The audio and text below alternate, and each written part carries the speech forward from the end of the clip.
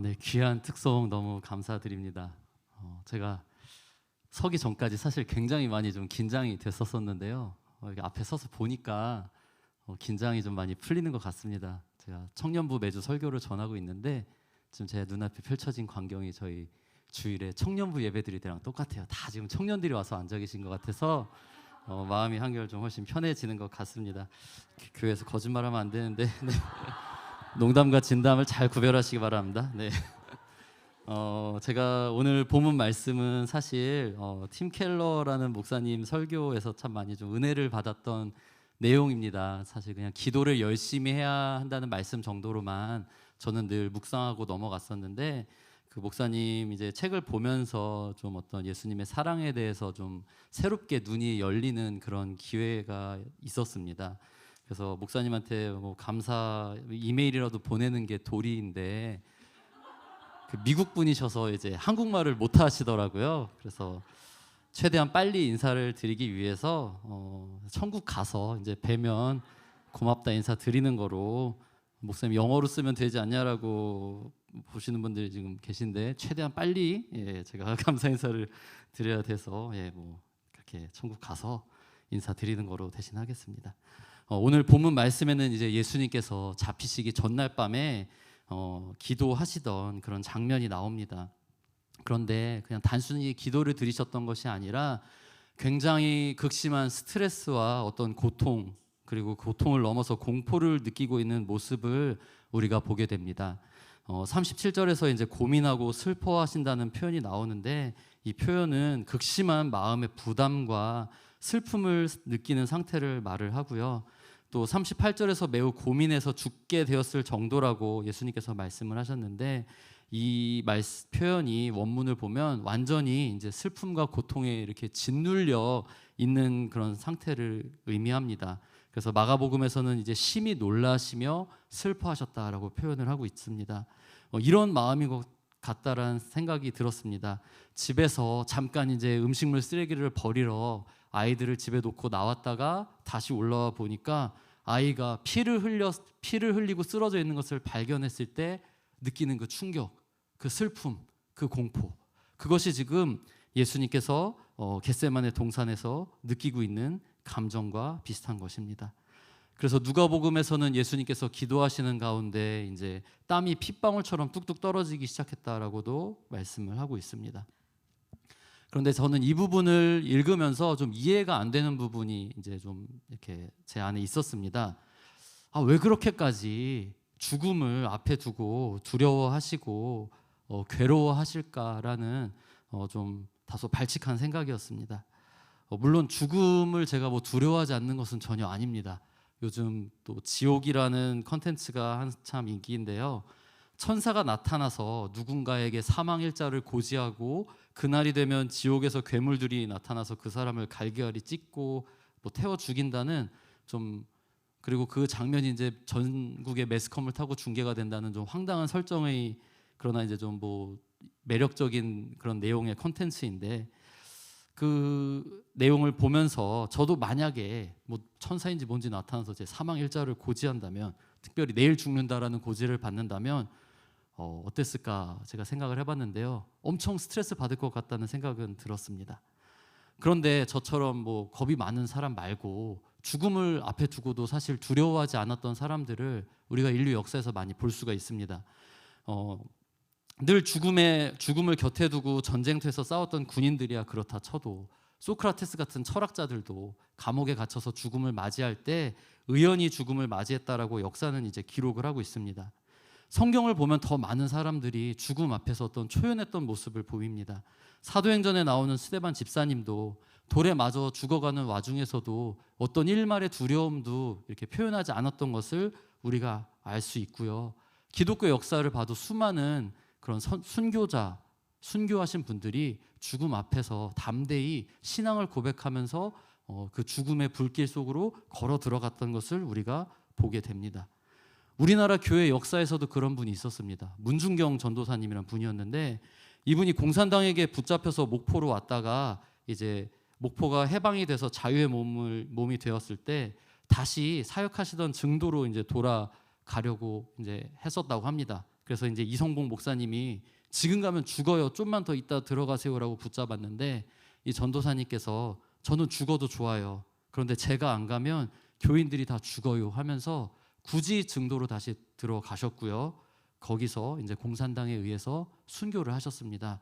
근데 참 놀랍고 감사하게도 이제 문중경 전도사님 외에는 그 중도에서는 한 명의 순교자도 생기지 않았었다고 합니다. 한낱 죄인으로 태어난 인간도 죽음을 두려워하지 않고 예수님을 믿고 따른다는 많은 사람들이 죽음을 두려워하지 않는 모습을 보였는데 죄 없는 인간으로 이 땅에 오신 예수님께서 또 하나님의 아들인 예수님께서 왜 그렇게 죽음을 앞에 두고 괴로워하시고 두려워하셨던 것일까요? 사실 지금까지 예수님의 생애를 보면 어떠한 위협에도 두려워하지 않으시고 흔들림 없이 하나님이 기뻐하시는 길을 걸어가셨던 분이 바로 예수님이셨습니다. 그리고 예수님께서 십자가에서 죽게 된다는 것도, 나는 십자가에서 죽기 위해서 이 땅에 왔다는 것도 알고 계시고 그렇게 말씀하고 계시곤 했었습니다. 그런 예수님이었기 때문에 단순히 지금 십자가에서 죽게 된다는 그 죽음이라는 사실을 앞에 두고 두려워하고 있는 것이 아니라 겟세마네 동산에서 기도하시는 가운데 무언가 특별한 어떠한 영적인 체험을 하셨다고 보는 것이 합리적인 생각일 것 같다는 생각이 듭니다. 사실 그래서 많은 학자들은 겟세마네 동산에서 예수님께서 기도하시는 가운데 십자가에서 어떠한 일을 겪게 될 것인지 그 고통을 잠시나마 예고편처럼 맛보셨다라고 그렇게 해석을 하곤 합니다. 십자가 처형이 얼마나 고통스럽고 모욕스러운 것인지 아마 다 성도님들 잘 알고 계실 것입니다. 특별히 예수님의 십자가 고난을 아주 사실적으로 다룬 그 영화가 나왔었기 때문에 우리가 예수님께서 십자가에서 얼마나 큰 육체적인 고통을 겪었고 또 정신적인 고통을 겪었는지는 짐작을 할 수가 있을 것입니다. 그러나 사실 예수님께서 십자가에서 겪은 고통은 그것이 전부가 아닙니다. 아니, 사실 그보다 훨씬 더 큰 끔찍한 그러한 고통을 예수님께서는 십자가에서 겪으셨었습니다. 그 고통을 예수님께서는 겟세마네 동산 가운데에서 맛보고 계셨던 것입니다. 그렇다면 도대체 십자가에서 예수님께서 무슨 고통을 겪으셨길래, 어떠한 고통이길래 기도하시는 가운데 그토록 슬퍼하시고 또 공포에 질리시기까지 하셨던 것일까요? 39절에 나오는 예수님의 기도의 내용을 통해서 우리가 그 힌트를 볼 수 있을 것 같습니다. 39절에서 이렇게 예수님께서 기도를 하시죠. 내 아버지여, 만일 할만하시거든 이 잔을 내게서 지나가게 하옵소서. 그러나 나의 원대로 마시옵고 아버지의 원대로 하옵소서. 네, 이 잔에 대해서 예수님께서 기도를 하고 있는데, 그래서 하나님 아버지께서는 지금 예수님께 이 잔이 어떠한 것인지, 예수님이 받으셔야 되는 잔이 무엇인지 보여주셨던 것 같습니다. 그렇다면 예수님이 말씀하신 잔이란 무엇일까요? 구약 성경에서 잔은 인간의 죄에 대한 하나님의 진노를 상징합니다. 특별히 이사야 51장 17절 이하의 말씀에서 그 내용이 잘 나오고 있는데요. 여호와의 손에서 그의 분노의 잔을 마신 예루살렘이여 깰지어다 깰지어다 일어설지어다. 내가 이미 비틀거름을 치게 하는 큰 잔을 마셔 다 비웠도다. 그리고 22절부터 23절에서는 또 이렇게 이어서 말씀을 하고 있습니다. 내 주 여호와 그의 백성의 억울함을 풀어주시는 내 하나님이 이같이 말씀하시되 보라 내가 비틀거름 치게 하는 잔 곧 나의 분노의 큰 잔을 내 손에서 거두어서 내가 다시는 마시지 못하게 하고 그 잔을 너를 괴롭게 하던 자들의 손에 두리라. 즉 예수님께서는 어떤 단순한 육체적인 정신적인 고통을 겪으신 것뿐만 아니라 인간의 모든 죄악에 대한 하나님의 진노를 십자가에서 경험하게 될 것이었다는 것입니다. 예수님께서는 겟세마네 동산에서 지금 그 십자가에서 경험하게 될 하나님의 진노를 미리 맛보시고 고통스러워하고 계셨던 것입니다. 잠시 맛보셨던 것이지만 그 하나님의 진노가 얼마나 크고 끔찍한 것이었던지 예수님께서는 극도의 두려움과 슬픔을 느끼는 가운데 내 아버지여 만일 할만하시거든 이 잔을 내게서 지나가게 하옵소서라고 기도하셨던 것입니다. 예수님께서 느끼셨던 그 하나님의 진노는 크게 두 가지 측면이 있습니다. 첫 번째는 성부 하나님과의 관계의 단절입니다. 하나님의 진노가 갖고 있던 고통은 성부 하나님과의 그 영원하신 사랑의 관계가 단절되는 고통이었습니다. 예수님께서는 이 땅에 인간으로 오셨습니다. 그렇기 때문에 하나님 아버지와의 그 단절은 예수님께 정말 큰 고통이었을 것입니다. 더군다나 영원 전부터 완전한 어떤 사랑과 연합의 교제 가운데 있었기 때문입니다. 그러나 예수님께서는 우리가 상상한 것보다 훨씬 더 큰 고통을 아버지와의 단절, 하나님 아버지와의 단절 가운데 느끼셨을 것 같습니다.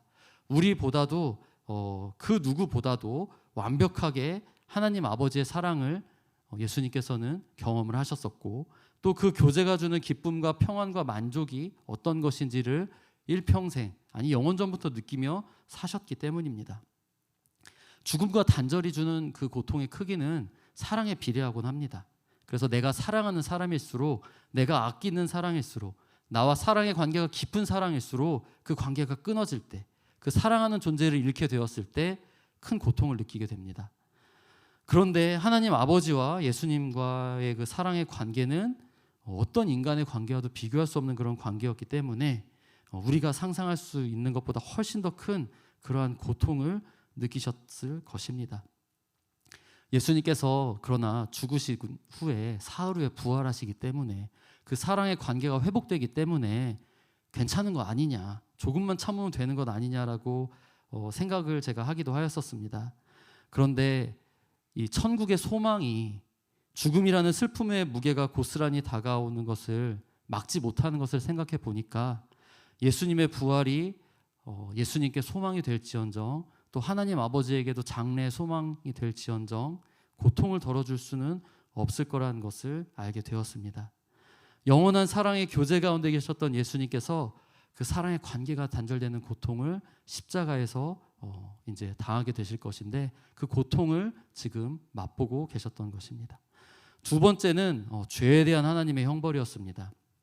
관계의 단절로 인한 그러한 고통은 어떻게 보면 소극적인 고통이었다면, 죄에 대한 하나님의 형벌은 보다 적극적이고 더 크고 강렬한 고통이었을 것입니다.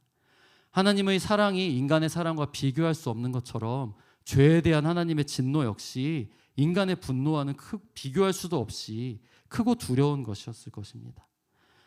우리가 살아가면서 보는 많은 죄악들이 우리의 마음을 사실 분노하게 하곤 합니다.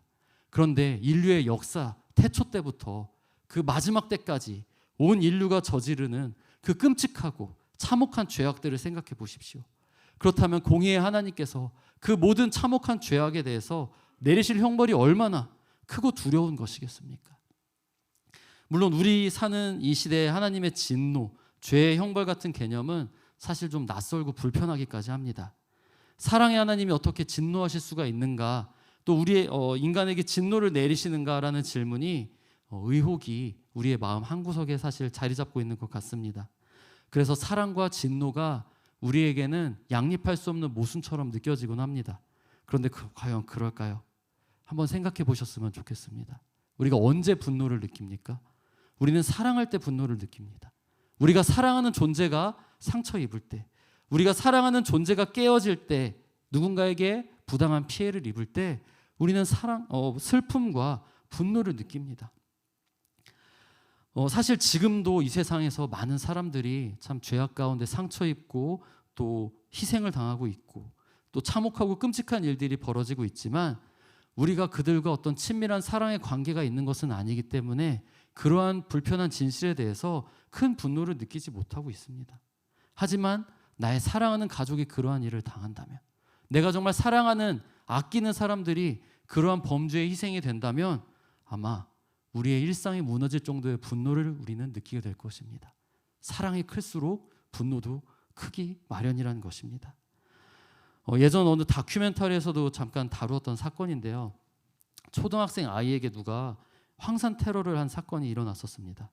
얼굴과 온몸에 황산을 뒤집어 쓴 아이는 온몸이 타들어가는 고통을 겪다가 결국 이제 세상을 떠났는데요. 자세한 인터뷰 내용은 제가 기억은 나지 않지만 그 범인을 반드시 잡아서 정말 처벌하고 싶다면서 절규하던 그 부모님의 그 눈물 어린 인터뷰가 제가 아직도 참 마음에 기억이 납니다. 그런데 그런 말도 안 되는 죄악에 대해서 정말로 하나님이 창조하신 그 사랑하는 세상에 대해서 그 세상에 대해 범죄에 하나님이 합당한 벌을 내리지 않으신다면 얼마나 이것이 부조리하고 잘못된 것이겠습니까? 사랑의 하나님이시기 때문에 죄에 대해서 벌을 내리시는 것입니다. 성경은 하나님께서 창조하신 모든 만물과 인간을 하나님이 너무 사랑하신다고 말씀을 하십니다. 그렇기 때문에 하나님께서 지극히 사랑하는 인간이 죄로 인해 파괴되는 걸 보면서 하나님께서 진노하게 되시는 것입니다. 이러한 죄에 대한 크고도 무서운 진노의 잔을 예수님께서 십자가에서 모두 감당하게 될 예정이었습니다. 성부 하나님께서는 그 인류의 죄에 대한 하나님의 진노를 예수님께 다 쏟아 부으실 계획이었습니다. 예수님께서는 이것을 위해 이 땅에 오셨고 그 진노를 감당해야 된다는 사실을 알고 계셨습니다. 겟세마네 동산에서는 기도하시는 가운데 이제 그 진노의 잔의 고통을 실제로 생생하게 느끼기 시작하셨던 것입니다. 하지만 미리 알고 있는 것과 그것을 실제로 느끼는 것은 정말 하늘과 땅 차이입니다. 저는 치과 가는 거를 사실 굉장히 싫어하는데요. 가면 제 입에 어떤 일이 일어나고 어떤 고통이 찾아올지를 제가 좀 치료를 많이 받았었기 때문에 잘 알고 있기 때문입니다. 그러나 늘 가보면 제가 예상했던 것보다 훨씬 더 기분이 나쁘고 훨씬 더 아픈 걸 경험하게 됩니다. 예수님도 마찬가지였습니다. 이 땅에 십자가를 짊어질 것을 알고 오셨지만 그 고통의 맛을 실제로 보기 시작하시자 예수님의 영혼이 움츠러들고 두려워하고 고통 가운데서 괴로워하셨다라는 것입니다. 고통 가운데 몸부림치며 예수님은 기도하고 계셨는데 그 밤에 제자들은 어두움 가운데 깊이 잠들어 있었습니다. 그 가운데 하나님 아버지께서는 진노의 잔을 예수님 앞에 내려놓고 그 진노의 잔의 냄새를 예수님께 맛을 보게 하셨습니다. 예수님께는 아직 그 진노의 잔을 피할 수 있는 기회가 있었습니다. 예수님께서 그 십자가를 거절하시고 도망치신다면 도망칠 수 있는 상황이었습니다. 그 장면 가운데, 그 상황 가운데에서 성부 하나님께서 마치 다음과 같이 말씀하시는 것과 같다라고 이제 팀 켈러 목사님이 이렇게 말씀하는 장면이 제가 참 마음에 남아서 지금 잠깐 읽어드리도록 하겠습니다. 자, 여기 네가 곧 마시게 될 잔이 있다. 여기 내가 던져지게 될 풀무불이 있다. 저기 잠들어 있는 너의 제자들이 보이느냐? 그들이 구원을 얻으려면 다른 방법이 없구나. 그들이 멸망당하든지 아니면 네가 멸망당해야 한다. 저 지옥불의 열기가 얼마나 뜨거운지, 네가 어떤 고통과 괴로움을 감내해야 하는지를 잘 봐라. 그들과 나를 위한 너의 사랑이 이 불을 감내할 만큼 큰 것이냐? 잠들어 있는 제자들, 자신을 3번 부인하게 될 베드로, 그리고 수많은 죄악들로 예수님의 마음을 아프게 할 우리를 생각하시면서 예수님의 마음은 어떠했을까요? 겟세마네 동산에서 기도하시는 가운데 예수님께서 느끼셨던 그 고통은 너무나 큰 것이었지만 놀라운 것은 우리를 향한 예수님의 그 사랑은 그보다 더 큰 것이었다는 것입니다. 하나님 아버지께서는 겟세마네 동산에서 예수님께 너가 나에게 순종해서 십자가로 나아오면 나는 너를 버리고 너와의 관계를 끊고 너의 영혼을 지옥의 고통에 던질 것이다라고 말씀하고 계신 셈이었습니다. 그러나 예수님께서는 내 아버지여, 만일 내가 마시지 않고는 이 잔이 내게서 지나갈 수 없거든 아버지의 원대로 되기를 원하나이다 라고 말씀하시면서 그 진노의 잔을, 그 십자가를 기꺼이 받아들이시기로 결정을 하셨습니다. 예수님께서 그 험한 십자가를 짊어지시면서 받아들이시면서 원하셨던 것은 무엇이었을까요? 예수님은 어떤 것을 얻을 수 있기에, 무엇 때문에 그 십자가의 고통을 그렇게 기꺼이 감내하셨던 것일까요? 다른 어떤 것이 아니라 오직 우리였던 것을 보게 됩니다. 우리 한 사람 한 사람을 너무 사랑하셔서 예수님께서는 지옥의 고통도 기꺼이 감내하시기로 결정을 하셨던 것입니다. 그 예수님의 마음을 생각해 볼 때마다 참 저는 마음이 무거워지고 눈물이 나는 것을 경험하곤 했었습니다. 제 자신이 그런 사랑을 받을 자격이 없는 존재였기 때문입니다. 예수님께서 고통 가운데 기도하고 계시는데 그 예수님의 마음을 하나도 알지 못하고 졸며 자고 있었던 제자들의 모습을 볼 때마다 제 모습이 떠오르곤 했었고요. 큰 소리 뻥뻥 치고서 내가 예수님을 위해 죽겠습니다. 다 이 자리에 있는 사람들은 주님을 버려도 나는 버리지 않겠다라고 큰 소리 쳤던 베드로. 그러나 정작 중요한 순간에는 비겁하게 예수님을 3번 부인하고 도망쳤던 베드로와 제자들의 모습, 그 모습이 바로 제 모습이더라고요. 살면서 조그만 불이익을 당할 것 같으나 부담스러운 일이 있으면 예수님을 외면하고 예수님의 부르심을 애써 듣지 않으려고 하는, 그것이 바로 저의 모습이었기 때문입니다. 아니요, 제자들은 사실 그래도 훨씬 낫죠. 제자들은 모든 것을 버리고 예수님을 따르기 시작했던 사람들이었습니다. 예수님과 함께 먹고 예수님과 함께 마셨으며 자신들이 갖고 있던 모든 재산들과 가족까지도 내어버리고 주님을 위해 살겠다라고 따라 나섰던 사람들이 바로 제자들이었습니다. 그런데 저는 조그만 것 하나도 사실 버리지 못하여서 늘 하나님 앞에 불평을 터뜨리고 이것을 내려놓을 수 있느냐라는 주님의 말씀에 주님은 너무 가혹하십니다라고 원망하고 주님 앞에 눈물을 흘렸던 것이 저의 모습이기 때문입니다. 제가 어떻게 감히 예수님의 12 제자들과 저를 동일선상에 놓고 비교할 수 있을까요? 그런데 예수님께서는 그런 저를 너무도 사랑하셨습니다. 그런 우리를 너무 사랑하셨습니다. 그래서 그 참혹한 십자가가 어떤 것인지 충분히 알고 계셨음에도 불구하고 또 그 십자가를 피할 수 있는 기회가 있으셨음에도 불구하고 피하시지 않고 받아들였던 것입니다. 사랑하는 성도 여러분, 이 사랑을 다시 한번 마음에 기억하고 그 사랑이 회복되는 이 밤이 되기를 소망합니다. 모든 인간은 사랑받고 싶고 사랑의 관계를 맺고 싶은 그러한 깊은 영혼의 갈망이 있습니다. 모든 인간관계의 갈등과 상처의 이면을 들여다보면 결국은 나는 사랑받고 싶은데 너는 나를 사랑하지 않는구나. 나는 있는 모습 그대로 받아들여지고 싶은데 너는 나를 그렇게 인정하지 않는구나라는 마음이 원인인 것을 보게 됩니다. 나는 사랑을 받고 싶은데 나를 사랑해줬으면 하는 사람이 나를 사랑하지 않기에 상처가 되고 그것이 우리에게 슬픔이 되는 것입니다. 그러나 사랑받고 싶고 사랑의 관계를 맺고 싶은 그러한 갈망은 인간관계에서 채울 수 있는 것이 아니라는 것을 우리가 살면서 알게 됩니다.